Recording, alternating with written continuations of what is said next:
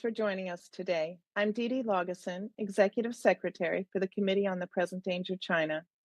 We appreciate your interest in our weekly webinars in which we expose and analyze the Chinese Communist Party's unrestricted warfare against America and the help being provided to the CCP in waging that warfare by captured U.S. elites.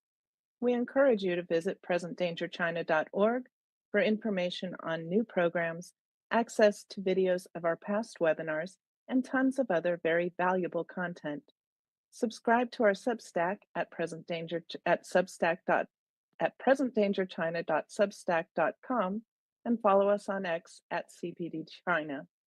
For today's webinar, select the Q&A from your navigation bar to make comments or ask questions, and open up the chat for important links that we will share. Our moderator today is Frank Gaffney. Frank is the president of the Institute for the American Future, vice chair of the Committee on the Present Danger China, and host of Securing America on Real America's Voice Network. Frank, let's get started in 3, 2, 1. Thank you, Dee Dee.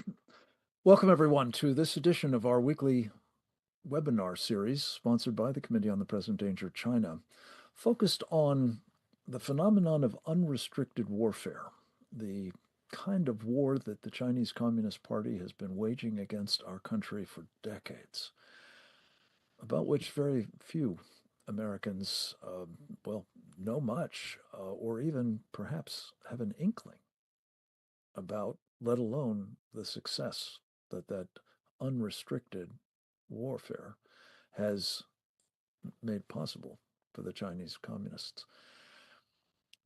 This is a special program in this series because we are going to be able to both present and extol a very high-quality movie that has been made about China's unrestricted warfare, specifically the very ominous form that it has taken in the past few years.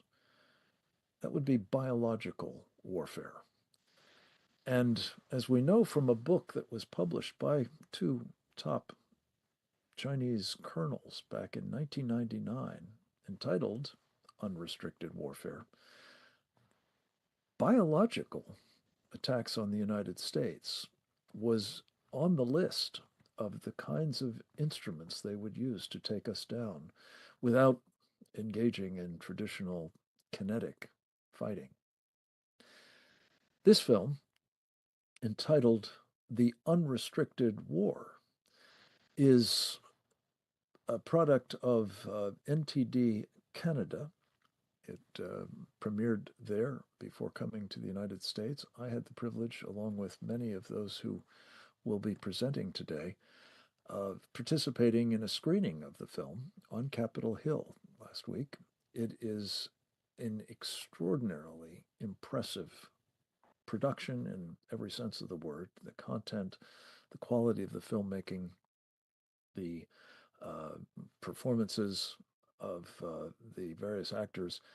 And it is a very high privilege, I think, to be able to encourage every one of you to take the 2 hours that is required to witness this dramatization of what the Chinese Communist Party is up to, what it is like for its own people, for the society in which they find themselves, but also what it is engaged in terms of its malevolent ambitions to remove us as the impediment to their domination of the planet.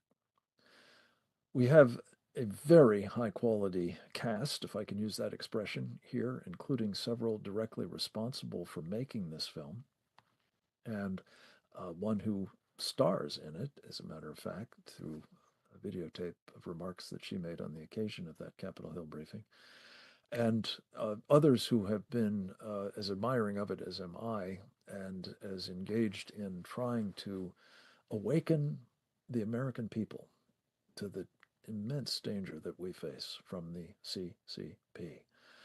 We're going to begin with the trailer of the film, just to give you a sense of it, and it hopefully will whet your appetite for seeing the entirety of it in due course. Talk about how you can do that momentarily. But let's go to the trailer for The Unrestricted War now.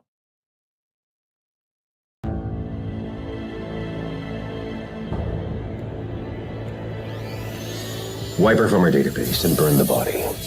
Keep this contained, or you will join her in the furnace. How'd you even get these numbers? That's a state secret. I'll be charged with espionage. Then you better consider a way not to get caught, or you will lose everything of value here in China. They both exhibit high temperature, severe headaches, and I'm most concerned that it might be quite contagious. Why waste a good pandemic, right, General? You have a serious viral outbreak that can threaten the whole world. You mean fake news?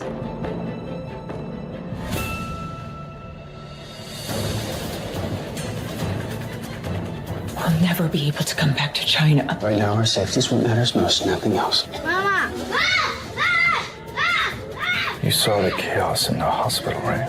If the party has a plan, it needs to be better. You think you know better than the party leaders? I need to be with my family. They will remain there to complete your mission. I will not commit a crime against humanity. The war never ended for us.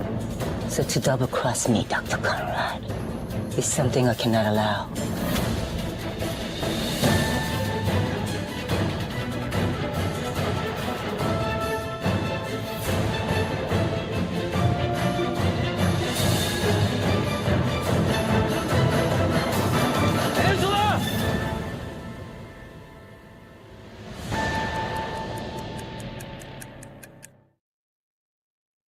We're going to hear first from a man who literally made this film possible. His name is Joe Wang. He is the president of the new Tang Dynasty in Canada. He is the executive producer of The Unrestricted War, a friend of many years now, and a man I admire greatly, and we're delighted to be able to present him to introduce this wonderful product. Joe, over to you.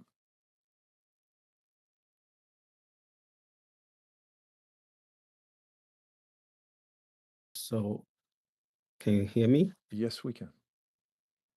Thank you, Frank, for that kind introduction. I hope you all enjoyed the trailer.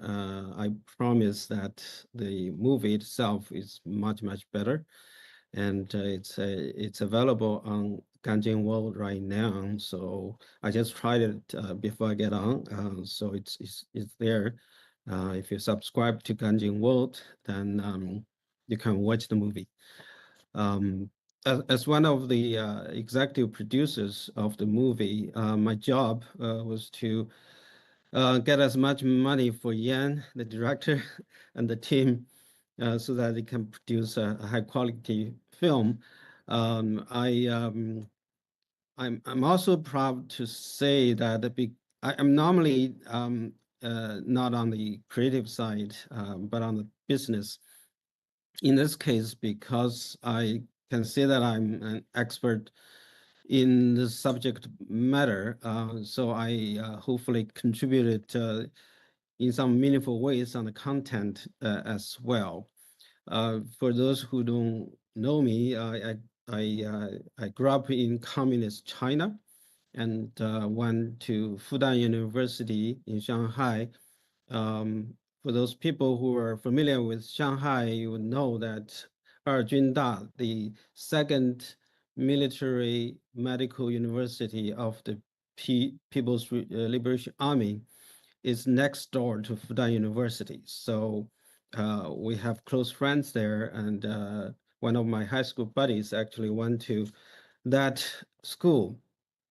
So I can tell you that the Chinese military's bioweapon program is real. In fact, the Chinese defense minister in 2005, Chi Haotian, said in a meeting that his bioweapon program is ready to wipe out the U.S. population.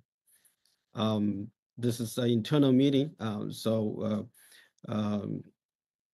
but I can tell you that the bioweapon program of the CCP is real.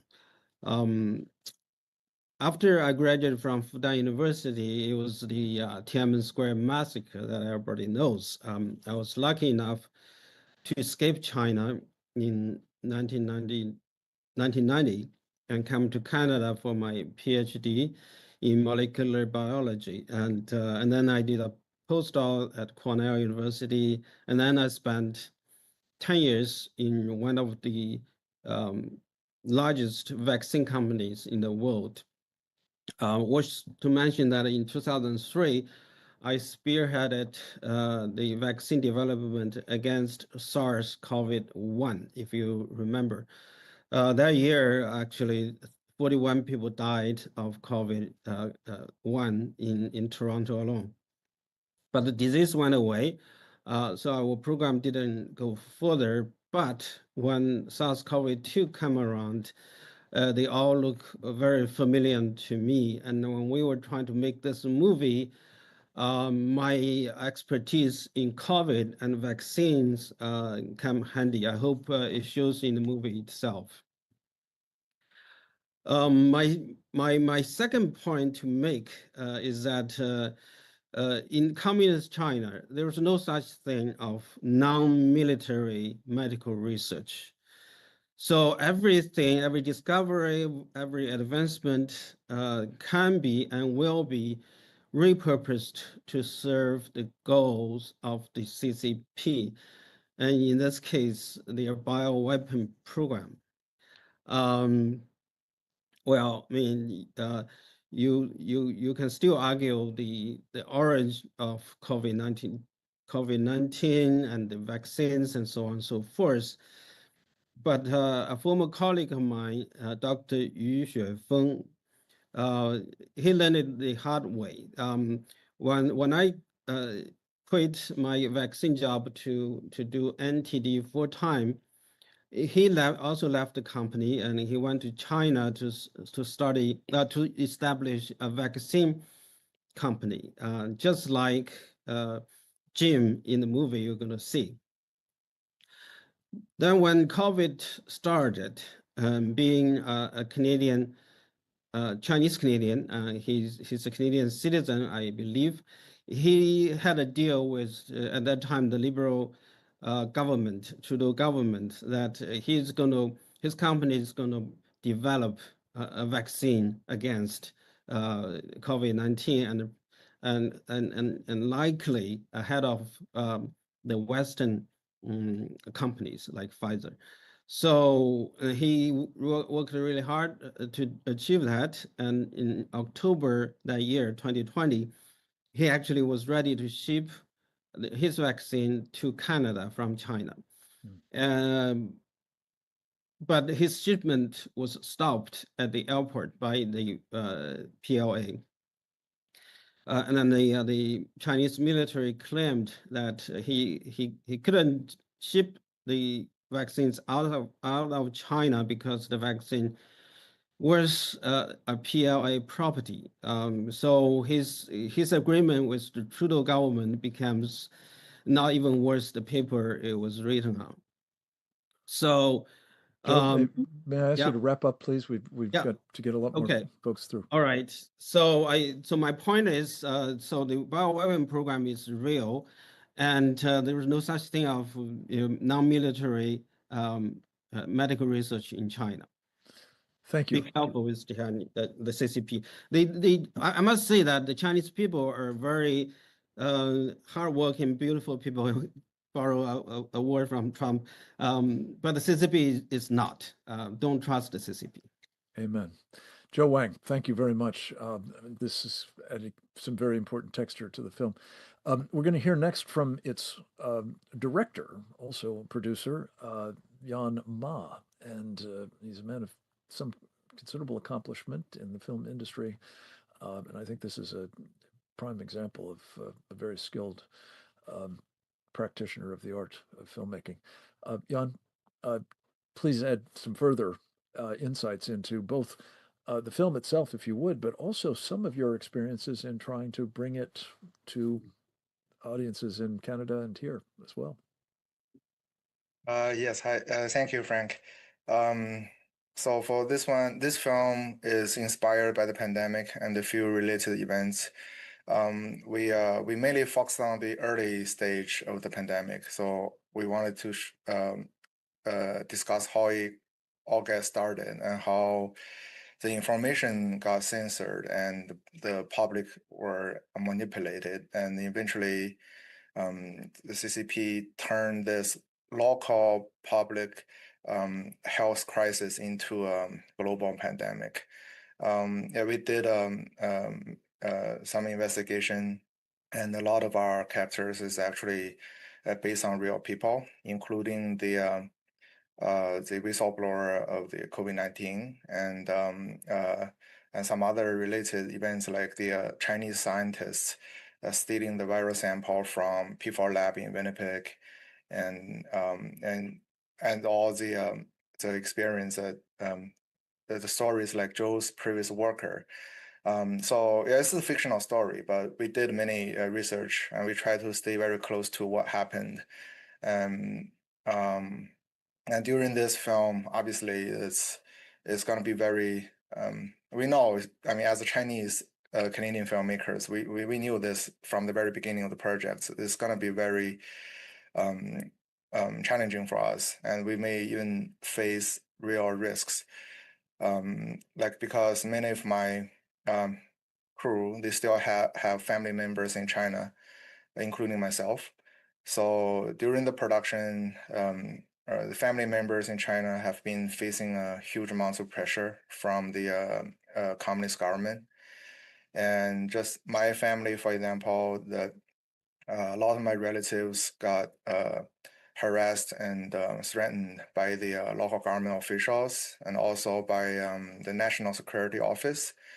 And one of my immediate family income got cut off by the local government at the very beginning of this project. I started the project, so it's been almost 2 years now. Yeah, it's been so it created a very difficult situation for us. And surprisingly, even like the business overseeing here in Canada, in North America, they still afraid that they will become targets of the CCP. So they're sometimes too scared to rent the locations to us. And yeah, so it's all this kind of challenges that we have to conquer during the way. Yeah, it's difficult, but I mean, like, we still, I mean, our team and our producers and our entire crew still like stay strong, and because we know this is like very important story to tell, and we wanted to share this information because most of the people don't actually realize that this unrestricted warfare is actually happening. So when we see what happened in the pandemic, how eventually, like, things got out of control, and the CCP starting to weaponize this whole crisis and use all this power to manipulate things for this political purpose, it aligned perfectly with the concepts of unrestricted warfare. And it's right now, since we are so closely connected to China, like, this warfare, is the invisible warfare, to me, is happening almost in every field. We have to like be aware of that and be prepared for the future crisis. Like, we can. I always consider this as a warning, because next time, like, if we're not prepared, next time maybe we are not so lucky. Like, if in the future something worse than COVID happened, we may not have a second chance. Jan Ma, thank you. A very important warning and takeaway from this film, for sure. And we're going to talk a bit more about what that might entail in a moment with one of our distinguished presenters who's got a background in biowarfare defense. But before we do, I wanted to ask for brief remarks by one of the men who I met in the course of this panel discussion sponsored by, I think, Epoch Times on Capitol Hill. His name is Casey Fleming. He has been a specialist in counterintelligence and related black arts. He is, in fact, the CEO of a group called Black Ops Partners. He is a consultant to various national security agencies and impressed me greatly with his remarks about, again, the sort of context of this film and what we have an urgent need to know about what the Chinese Communist Party is up to and what its implications are for all of us in the unrestricted warfare space in particular. He is the author of a forthcoming book entitled The Red Tsunami, The Silent Storm Killing Your Freedom. Casey, it's great to have you with us. The floor is yours, sir. Thank you for having me. The movie is accurate. It's extremely accurate and it's on point. It describes only one method of unrestricted warfare. When the book came out from the two Chinese PLA colonels in 1999, which, a reminder, that was over 25 years ago, there were 20 methods. There are over 150 methods of unrestricted warfare now. So it's something that's very important for all of us to understand. Unrestricted warfare is targeted and targeting the individual. So it's not targeted at our military or our government. It's targeted at the individual, which is the reason I decided to write a book, so to inform the individuals, not just Americans. It affects all people in the free nations, and even Chinese that want that, the wonderful people that want to be free. So these methods of unrestricted warfare are meant to weaken the enemy, that's us, by every means possible, so we don't have a will to fight anymore. And in fact, they don't ever want to fire a shot. They follow Sun Tzu, the CCP does, and they want to win the war without fighting. So what this is an attack on the individual, the man, the woman, the child. Again, it's not focused on the government or the military. So the way we think about war in the United States and the free world is you're either in war or you're not. You're peace or war. And if you're in war, your military is going to take care of you. That was in the past. What we've seen now of 25 plus years of brilliant and efficient execution against unrestricted warfare, we've seen really what's happening. So a couple of examples: drug warfare, that's fentanyl, carfentanil, xylazine, nitazine, even vaping products, and even dopamine being a drug used through social media. Cognitive warfare, which is social media leading the charge with TikTok and so on. So this war is focused on the American people. This movie does a great job of picking one of those and becoming very, very accurate with it. And just understand that, use this as a basis to understand unrestricted warfare and the diabolical thought process to pursue it against the free world for complete and utter takeover. So again, Frank, thank you very much for having me, and over to the rest of the panel. Thank you, Casey, and I'm so glad you introduced this term diabolical, because that clearly is part of what is animating all of this. It is demonic, in fact, especially when you talk about the prospect of the mass murder of our countrymen and women. In fact, Joe made reference to Chi Hao Chen, who at the time of a speech he made to a party caucus of some kind about 20 years ago, made reference, I believe, to not just destroying the population of the United States, but literally depopulating the country so it could be colonized by China. A man who has brought that to my attention and taught me much more about the threat of Chinese biological warfare programs is going to be our next guest. But before we turn to Dr. Sean Lin, I did want to just give you a snippet of a very impressive presentation that the star of the program, you saw her several times in the course of the trailer, a very accomplished actress by the name of Uni Park. The remarks that she made prior, actually, to the panel presentation on the Hill were, I thought, sufficiently compelling that we want to share those with you now as well. We'll turn to her video. She was unable to be with us in person. Let's go. I really loved portraying General Chan. Anyway, first, I am very proud to be here, and I'm very, very proud to be part of the Unrestricted War. It was more than just another role for me. It was a very rare opportunity to contribute to a story. Not only, it's a story that is not only timely, but necessary. When I first read the script, I was drawn to it by its emotional depth and complex storyline. The Unrestricted War doesn't just give away simple answers. On the surface, it's a political thriller, but underneath, it's about the quiet struggles many of us face today.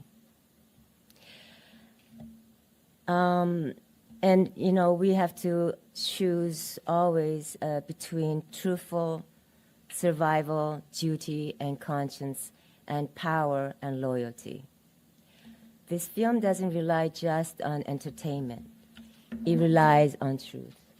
The truth is that people in oppressive regimes are often used by those in power for their own goals. And that truth is what makes this film powerful, important, and deeply human.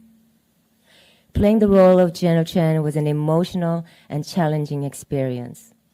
What intrigued me the most about playing her character were the inner struggles she carries. The contradictions, the secrets, the pain that never had the space to surface. She's not just a typical antagonist. She is an example of what happens when one's innocence, loyalty, and love have been stolen. She has become a weapon shaped by a regime that understands how to exploit grief, fear, and loyalty for her country. Her true identity was stolen, like many others. And that brings me to the heart of why this story matters. I feel deep sympathy for those living under systems that take away their freedom to speak and right to be heard.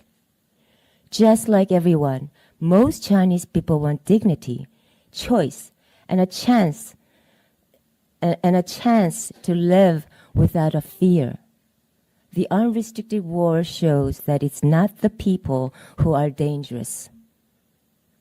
It's the regime that fears their freedom. Her generation now holds power in China. Despite everything, they still cling to a distorted idealization of communist ideology. Even today, they maintain a Cold War mindset. And the unrestricted warfare is a direct extension of that way of thinking. The Unrestricted War is ultimately a film about awakening. It's about the cost of silence and the power of truth. And I hope that by sharing this film, we can begin to build more compassion, courage, and empathy for those who cannot yet speak for themselves. Thank you. Wow. Very, very compelling, I think, description of this film, and I think what you will take away from it as well once you've seen it. We're going to hear next from the individual I was speaking of a moment ago, another very important contributor to my own personal understanding of what we're up against, as well as a leader in trying to help our country be defended against the Chinese Communist Party. He knows it well from having survived the massacre in Tiananmen Square as a young man. His name is Dr. Zhao Sean Lin. He is a PhD, an Army veteran with experience with the biodefense program of the United States military. He is the executive director of the Global Alliance Against Communist Disinformation and Propaganda, a survivor, as I mentioned, a microbiologist, and a great member of our Committee on the Present Danger China. We're very proud to have him here to talk a little bit more about the nature of the Chinese biowarfare threat and how we saw it actualized during COVID-19 and the dangers, as Casey Fleming said, of not having properly learned the lessons from all of that in the space of the unrestricted warfare against us. Sean Lin, over to you, sir. Frank, thank you for inviting me to the webinar. I'm glad I speak after Ms. Uni Park, because her speech actually reminded me, when we talk about biological warfare from the CCP, actually it encompasses many fields, actually. Even when Mrs. Park talked about the emotional manipulation that CCP can have on General Chen Wei, this reminded me, many Chinese Communist Party member, if you talk to them in daily life, they act like very normal people, family guy.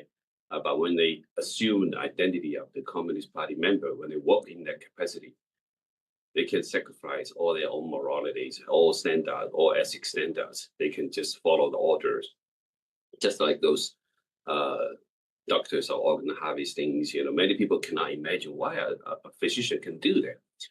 But when they are following the orders, when they're following the Communist Party's ideology and leadership, when they're in that situation, when they assume their role, they are abandoning their souls and morality standard. So this is actually a very important aspect. And also, in terms of biological warfare, one of the key areas that the CCP working on is brain manipulation, monitoring people's emotion, capture the patterns, and analyze what kind of stimuli can help modulate, manipulate people's emotions, and how do they control people's ideology. So this is another part of the biological warfare as well. And they work very strongly on brain-computer interfaces, different tactics that can capture brain signals and then manipulate it. So that's one aspect. And then regarding the movie, of course, you talk about the biological agent, the microbe as a bioweapon tools. So this part, I think the whole world also need to pay serious attention to it, because a lot of time, our understanding of bioweapons stay in the last century. We talk about anthrax, we talk about these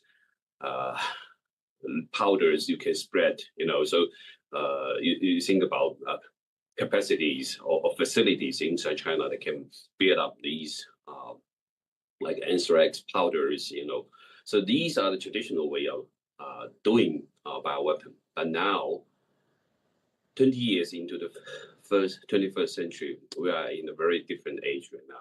Not only just a gain of function study that can used to generate new pathogens, but there are many other tools, other genetic manipulating tools that can easily create new bioweapons. So I think that the whole world need to understand the threat is totally unprecedented now. And we are in a very dangerous situation. So I'm just maybe briefly mentioned in two areas. One is the mirror life study. So mirror life is one new area. Both US scientists and Chinese scientists are working on it. And in here we see this kind of so-called scientific collaboration also are into a field that are very dangerous for human nature. And even last year, about 38 scientists actually published an article in Science to urge a ban on this study, because these mirror life microbe, if they were generated they are able to evade immune system. They are able to create disaster in the ecosystem, in the nature. These microbes, if they are generated in the reverse mirror forms against their natural form, it can propagate without control, without check. And so these will be a dangerous situation. And this field is moving fast. And also this field can be supported by AI supported analysis, as well as the rapid growth of synthetic biology field. And so nowadays it's very convenient to synthesize molecules, whether it's DNA, proteins, and it's very cheap. And these technology can widely be used in generating new pathogens, as well as generating new molecules, maybe in a reverse mirror forms for these molecules. And then second aspect I want to briefly highlight is actually insect as vectors. These kind of weapon potentials. For one example is actually mosquitoes. And so both Chinese scientists, as well Chinese scientists in the United States Institute, are working on doing additional genetic manipulations in the mosquitoes. And so, whether it's chikungunya, whether it's Zika, whether it's dengue virus, there are many alpha viruses were transmitted by mosquitoes. But nowadays, not only just the mutation can be generated in these viruses, the mosquito can also be further genetically manipulated to enable them to have to support better propagation of some of the pathogens. In this way, it can create additional danger. And these mosquito vectors can be distributed in a specific location, causing regional controlled epidemic. And this will be different forms of the bioweapon that can be utilized in a conflict. So there are different potentials that we are facing, and the biotechnology field moving very fast. Bioengineering is evolving very fast, and so CCP with clearly understanding that they need to take the high ground of the biotechnology as well as bioweapon development. They are not binding to so-called Geneva Bioweapon Convention. Don't trust CCP. You don't even need to have any moment to believe the Chinese government will follow their signed the document contracts. They don't regard any. They don't care any of these. They don't care about human lives. I think the fundamental understanding we can learn from the movie is that the CCP don't care about human life. All they care about is how to use any means possible to make themselves control the power. And so I think we can learn a lot from this movie, and I feel this movie itself is an important tool, important weapon that counters CCP's cognition warfare. I remember with CCP, when they heavily promote their war movie, for example, the battle in the Lake Changjin, talk about the Korean War, how they portray the U.S. Army, how they make Chinese people believe the LPLA is a hero. They can totally twist the history. And I think now we finally see a movie faithfully present what is happening, in terms of CCP's taking advantage of the pandemic and make it a bioweapon, make it a very useful tool for them to harm the whole world. So I think we need to be very, very alarmed on the unrestricted warfare the CCP wage against the United States, against the free world. And it's never too late that we stand up against these kind of unrestricted warfare. Thank you. Thank you, Sean. Very powerful observations. And we're going to ask you some follow-on questions momentarily. But before we do, a man that I have come to admire greatly for his, command of so many of these subjects, informed by his extraordinary interviews with American and other thought leaders. That is, of course, the title of his program is American Thought Leaders with the Epoch Times. He is, in addition to a man who has observed and reported on these matters as a journalist for many years, in, I think, series of award-winning productions. He is also someone who is personally engaged in the fight, insofar as he is a practitioner of Falun Gong, which, by the way, features prominently and heroically in this film. We're delighted to have Jan Jekulek be our cleanup batter for this particular program. He's joined us in the past with great effect, and we look forward to his comments about the importance of this film going forward and what we can do to maximize its impact. Jan, welcome back. Frank, thank you so very much for inviting me on. That was an incredible panel we participated in. And, just Jan and Joe, I wanted to say I was so blown away by what I saw in this film. And just because it's such a gripping film in itself, right, in its own right, never mind the very critical subject matter. One thing I wanted to touch on a little bit is the film manages to portray some really critical elements of the reality of how the CCP, or the Chinese Communist Party, operates that I just don't think are generally known, or perhaps the scale of them are known. And so, of course, Casey described the way unrestricted warfare works, right? Any means that can be used as a weapon becomes used as a weapon. And there's also this added dimension where it's not just targeting a military, right? It's targeting you individually, it's targeting the population. So the Chinese Communist Party, perhaps, I don't know, we could argue about what its most powerful tools are, but its information, its ability to wage information warfare, to basically shape the narratives around itself, has been really, way too effective, I think would be the best way to describe that. And, so I want just to briefly touch on that, right? You have, Chinese communist propaganda completely penetrated across all US cable systems. That's astonishing. Of course, people are watching less cable, but nonetheless, you have, CGTN, what's now called CGTN, which used to be called CCTV, is basically available in any American household that has cable. And that is astonishing. And there's been American companies that have helped actually make that happen. For years, there were these inserts into many of the biggest newspapers in the country, China Daily inserts. And China Daily is one of the propaganda organs of the Chinese Communist Party. It's basically propaganda newspaper in English. And they were these inserts with, of course, they had a little disclaimer that said this is a paid supplement from the China Daily or something like that, but they were just regularly inserted, and US newspapers were paid millions of dollars to basically promote Chinese Communist Party, propaganda in significant amount inside. It's actually very interesting. The Congressman Abe Hamadeh, freshman congressman, he came out as his first bill that he actually offered to Congress. He was shocked to discover that this China Daily, in this day and age in 2025, is being basically delivered, by U.S. congressional, congressional staffers to every congressional office across Congress. And that's just an astonishing thing. So, he introduced a bill that just, prevented that from happening unless someone explicitly asked for it. This is unsolicited delivery of Chinese communist propaganda to every, congressional office.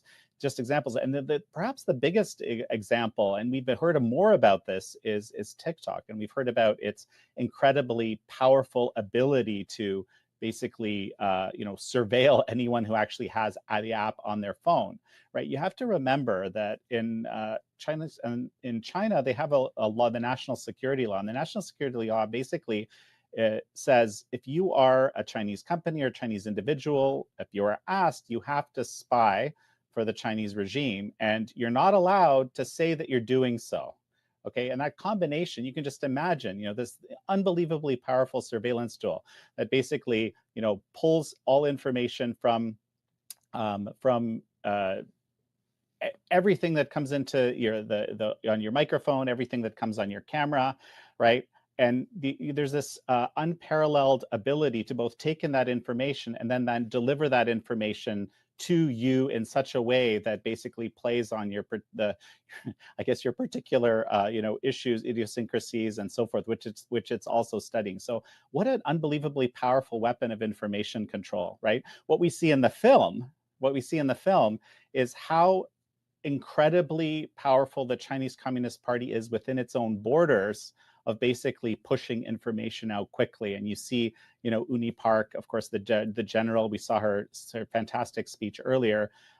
We see her basically talking about, well, the truth is just fake news. And you can, set basically inside China, that is, directly broadcast across to the entire population. But outside China, these same narratives, much more subtly, are shaped basically through TikTok and other methods. For example, WeChat is another very popular messenger that is just kind of freely available and also under the same total control of the Chinese regime. Ultimately, the thing that you see in this film, which I think is something that it's very difficult to fathom, to kind of grasp, is just that the Chinese Communist Party basically exercises complete hierarchical control over the entire system. Okay, and that it's hard for us to imagine, but it's Chinese Communist Party supremacy, and those strategies are created at the top and pushed down, and you have these regions then competing for trying to implement these top directives from the Chinese Communist Party. So it's like a weird form of competition around actually implementing the dictates of the Chinese Communist Party. I think you see that happening in the film. Again, unbelievably powerful, and not delivered in a kind of documentary style where you're talking about this. You just kind of start to understand a little bit about how it might work in a society like that, right? So, in terms of, where to take things from here, Frank, this is what I think what you asked me about. Mm-hmm. Well, I think the first thing to do is to, share this film. Ganjing World is an incredible platform that's, I think, the only platform that is very deliberately committed to basically avoiding political censorship of any sort. Specifically, this is exactly the kind of film that the Chinese Communist Party would try to censor. They have this unbelievable ability to influence even U.S. media, especially U.S. legacy media. You see all these hit pieces that the New York Times, for example, is putting out against Shenyun Performing Arts. Like 10 or 12 of them, a kind of unbelievable focus, a spurious focus. So we can see that there's this ability to influence, and this film kind of breaks through all of that. So if you're using Ganjing World, you're actually using a platform that is literally completely free. In a way, it exists to be free of this particular nefarious Chinese Communist Party influence. And then this film, by sharing this film, you're helping people understand kind of at a deeper level about how this system works in all these dimensions: the biological warfare, the information warfare, the way they get into your head, the way they use your family against you to basically get you to do things that you wouldn't want to do, like, for example, the mission that the main character is put again. And so that's what I would say. I would say, get into that, watch the film, get inspired by it as I did, and share it maximally as much as you can. I think this is the most powerful thing you can do. Amen. And thank you. And, if an injunction like that might ordinarily be somewhat onerous, but I can assure you that you will find this film engaging, if troubling. Nonetheless, I think you will feel called to heed Jan's very important prescription here.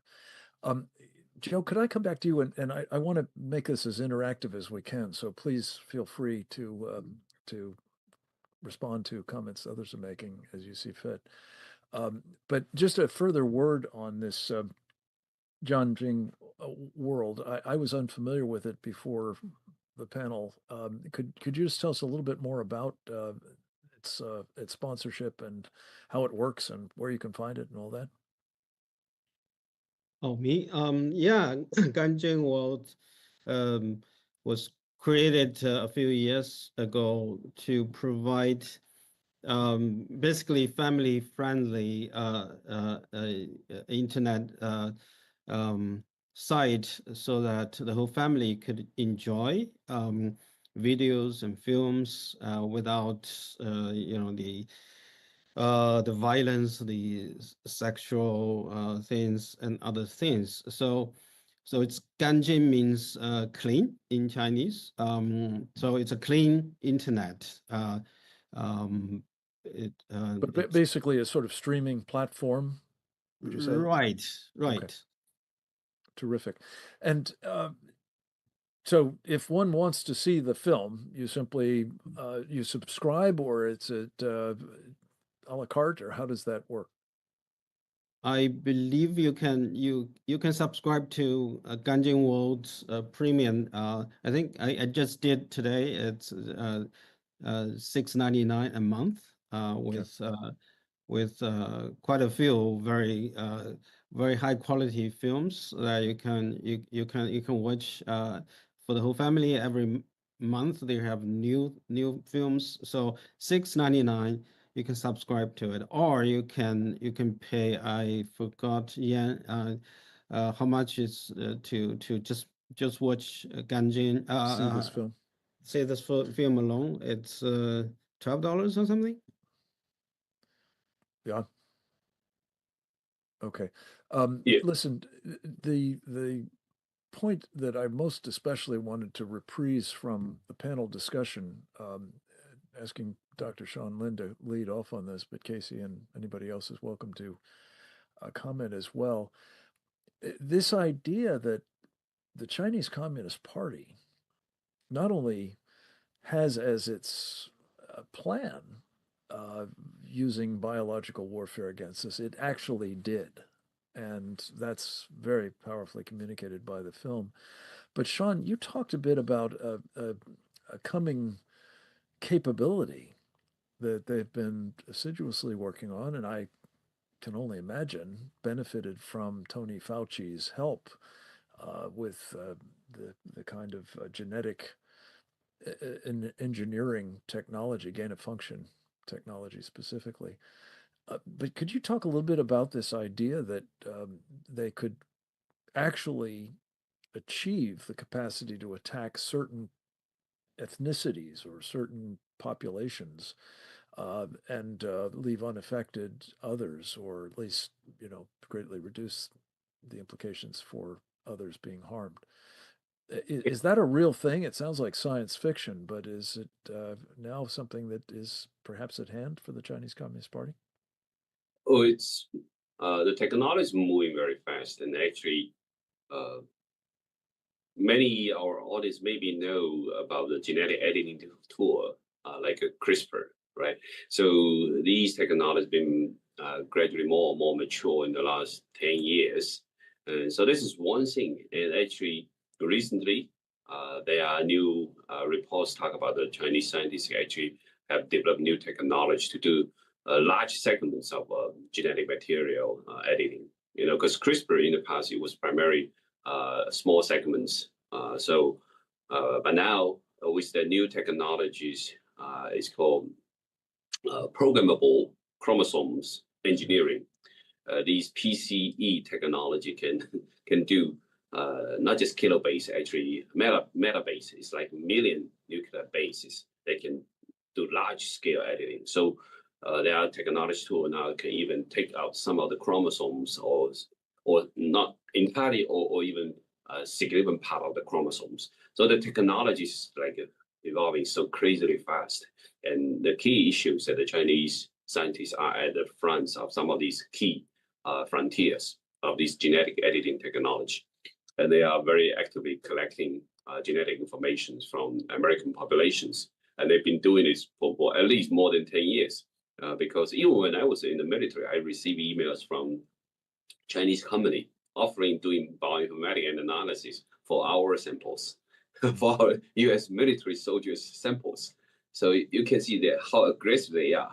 They understand with the next generation sequencing capacity being popular in the United States, many hospitals are doing the sequencing analysis for many, genetic disease or cancer studies, right? So when you have the sequencing capacity, you have a lot of data coming out of the sequence, but how do you analyze them, right? So CCP ramp up their capacity for bioinformatic analysis, and then they offer these to the U.S. hospital systems. And so, many U.S. hospitals send their data to China for analysis.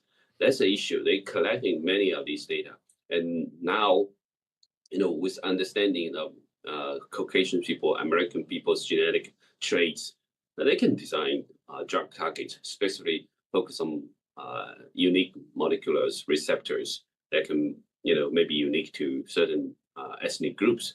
So I think this capacity is there already, and probably they are actually working on it, just try to see which one works. So these capacity, they are maturing fast every day. And I feel it's a very dangerous situation. Working, in other words, on weaponizing it, I think is your point. And Casey, to this same topic, there's reportedly a comprehensive effort by the Chinese Communist Party to create sort of digital twins of every American, that by aggregating this immense amount of data, not least from, as I understand it, things like 23andMe, but also from TikTok, the kind of, big data acquisition opportunities that exist in that. Could you talk a little bit about what this might mean for the security of the people of the United States if all of this is weaponized as well?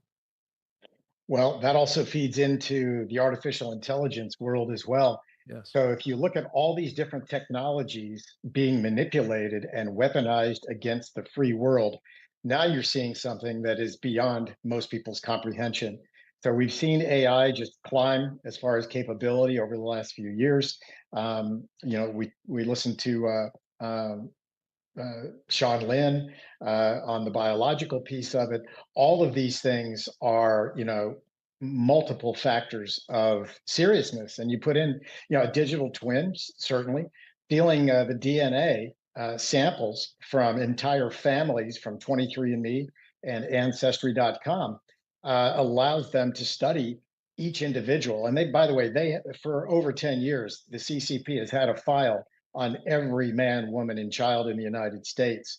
And not to mention stealing information around 16 million military and government personnel with the OPM hack probably 6 or 7 years ago. So, and also don't forget, all of this technology was stolen from the United States. It was either partnered with Silicon Valley firms where they invested and then demanded the IP, or they just completely went out and stole it, either through cyber. And if they can't get it through cyber and they still have the shopping list that needs to be completed, then they deploy those internal spies, insider threat, whether it's universities, companies, even government agencies. And that's not just the US, it's Canada, Australia, UK, you name it. So these digital twins can actually, in the internet, they can model you and mimic you and, completely delete your security and basically everything that our society is built on, which is, cyber security, chips, and so on. And all that can be rendered pretty much obsolete. One other thing is quantum computing is something that is also a major threat. Quantum computing renders the current encryption that we have today, mathematically based encryption, it renders it, and we're very close to that actually occurring, the obsolescence of encryption. And then we have to look at future encryption, which would be physics-based encryption. So this is very serious. My colleagues really lay out a situation really around the biological warfare piece of it and information warfare. But all these married together, and they are an exponential threat to our survival as a nation, as a people, and as a free world. And again, my fellow colleagues pointed out the CCP completely does not respect human life. Human life is expendable for the ultimate goal, which is ultimate power and ultimate control over the people. Yeah. You know, I'm fond of pointing out that if the Chinese Communist Party, as has been alleged, has killed 100 million of their own people, and that doesn't include, 4, maybe even 500 million that they've murdered as fetuses in utero. How do we think they'll treat us? That's a great question. Let me add to that. If you want to see how you're going to be treated and your family and your grandchildren will be treated, look how they treat the Falun Gong, the Uyghurs, and the Tibetans. They're all viewed as inferior races that need to be scrubbed and re-educated, which in their term means torture. Also, don't forget the human organ transplants, which are forced, which another word for that is murder. And so the recent estimates of that are about 3 million. And typically those are the Falun Gong folks that have much better bodies than the regular population. So we're dealing with, again, the diabolical piece of it, and the most formidable enemy the planet has ever seen. Right. Jan Ma, you, I think, touched on this in your remarks, but I'd ask you to amplify on it, the people of China, and not least what they were put through in this COVID exercise.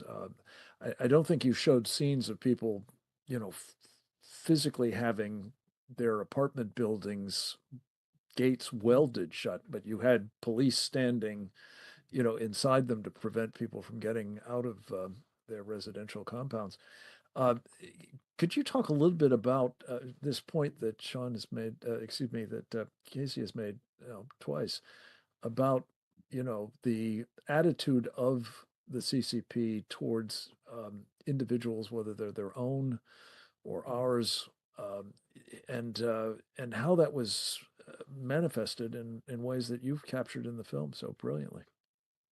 Well, I mean, I grew up in China, so I kind of experienced the system, the whole system. They're brainwashed. So I'll say for most of Chinese people, a lot of them feel confused, especially for Chinese generation, because all the systematic brainwash, the propaganda forced to them, that make them feel like the entire world is their enemy. So it's like they made us hate Japanese, hate Americans, hate basically every country in the free world. So it doesn't allow people to see how well Japan did and Taiwan did or Hong Kong did join the free world, join the normal society.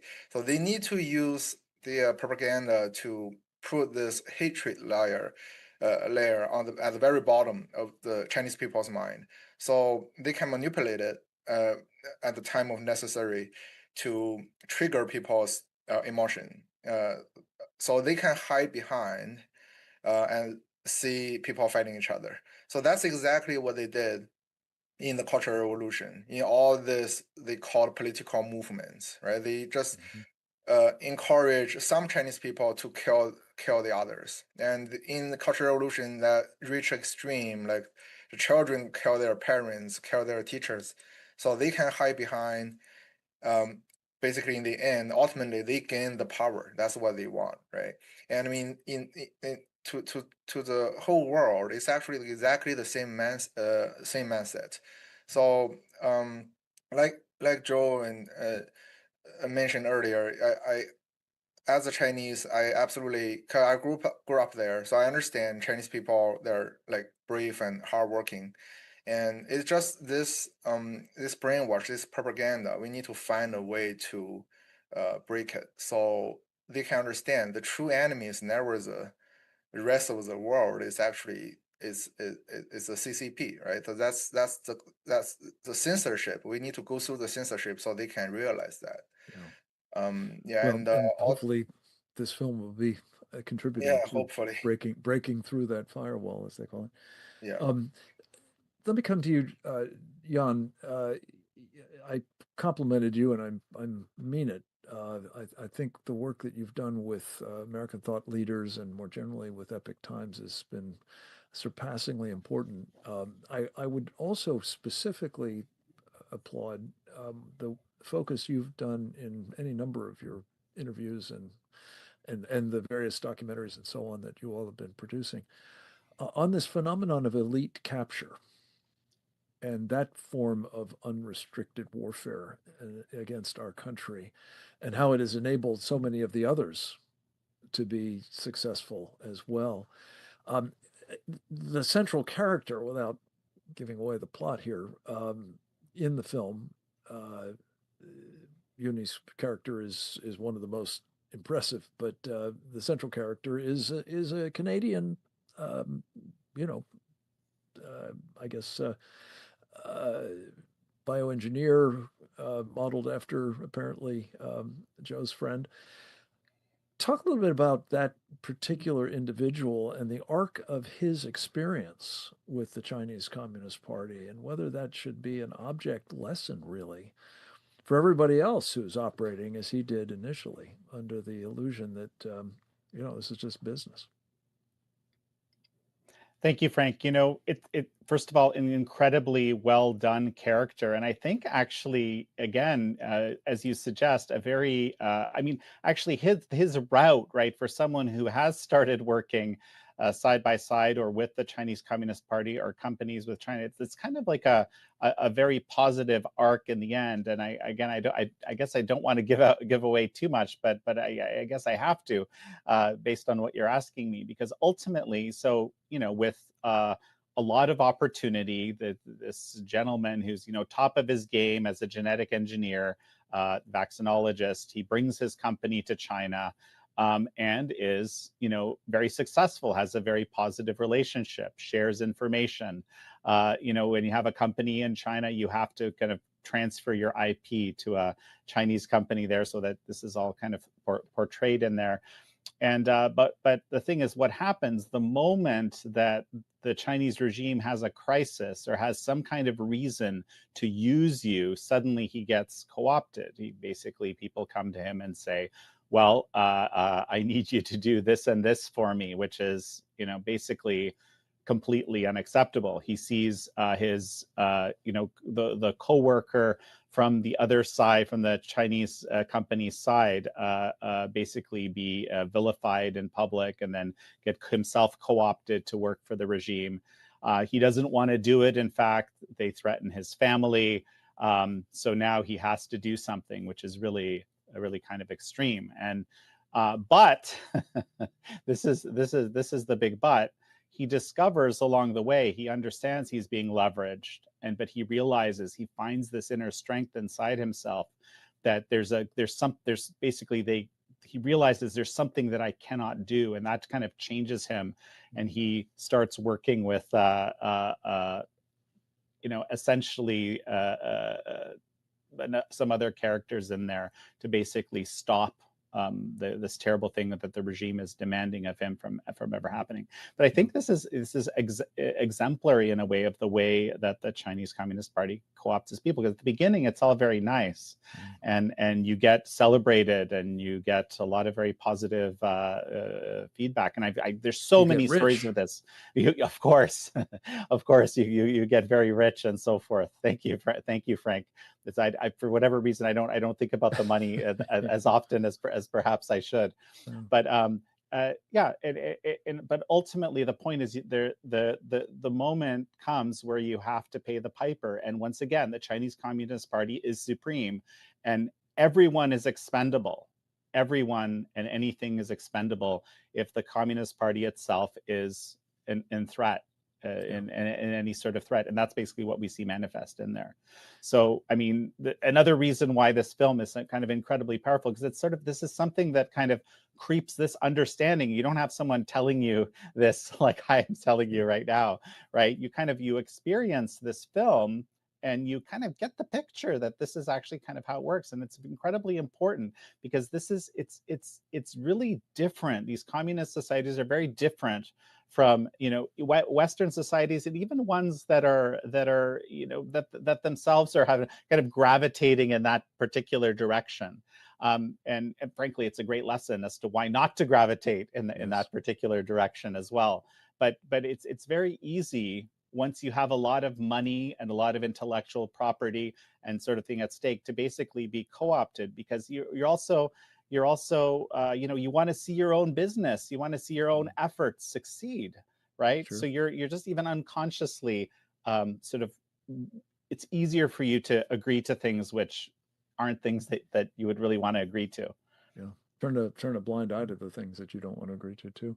And we've spent a lot of time with our Committee on the Present Danger China focused on particularly this phenomenon of elite capture as it relates to Wall Street and the money that Wall Street has, our money, pension funds and mutual funds and so on, investors have been giving them to invest, being, sluiced to the Chinese Communist Party and its companies, even military companies, for heaven's sake. And I thought what was particularly interesting, Yan Ma, in the character you developed in Jim, the epiphanies that he goes through. And I pray that every single, the Jamie Dimons of J.P. Morgan, for heaven's sakes, the Brian Moynahans of Bank of America, just as two prime examples, who recently raised easily $5 billion for a Chinese military company called Cattle. I just pray that they will see this film and realize that the turning that can take place very quickly from somebody who is, very well connected. I think that's the term for it. The Chinese term for it eludes me at the moment, but connected to the local officials or the party or even the highest levels. Suddenly, it's over. And it's a very different experience, is it not? Yan Ma? Yes, exactly. I guess the film, obviously, this COVID-19, the outbreak happened, right? So the protagonist has to react to it. And it's an inciting instance that changed his life. And like you said, everything changed overnight. He suddenly, from a welcoming, like Chinese people's friend, and turn into an enemy, just like that, turn into an enemy of the state. So, but another thing actually behind all this is even, imagine if James stayed in China and nothing happened. He would just keep building his biotechnology company and cooperating with China and making a lot of money. In the story, he's building the biggest vaccine company in Asia. So all this, like, is this really what's going to happen?